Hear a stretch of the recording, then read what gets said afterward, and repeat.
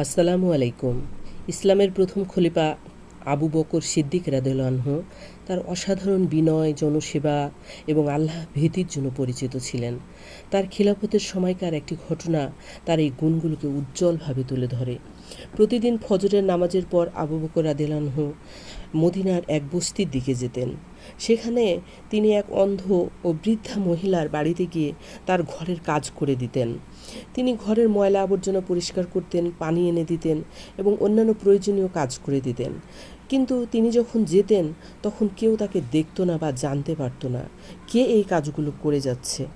একদিন ওমর ইবনুল খাত্তাব রাদিয়াল্লাহু আনহু, যিনি পরবর্তীকালে ইসলামের দ্বিতীয় খলিফা হয়েছিলেন, আবু বকর রাদিয়াল্লাহু আনহুকে প্রতিদিন ফজরের নামাজের পর এক নির্দিষ্ট দিকে যেতে দেখলেন। ওমর রাদিয়াল্লাহু আনহু ভাবলেন, খলিফা প্রতিদিন ভোরে কোথায় যান? তিনি কৌতূহলী হয়ে আবু বকর রাদিয়াল্লাহু আনহুর পিছু নিলেন।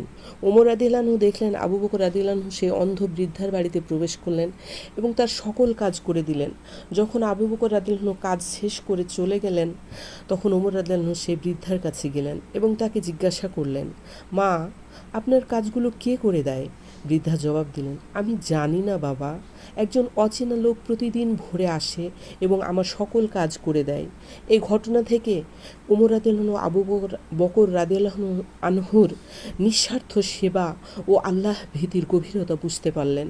তিনি বিস্মিত ও মুগ্ধ হয়ে বললেন, আবু বকর, আপনি তো দেখছি আমার থেকেও এক কদম এগিয়ে আছেন।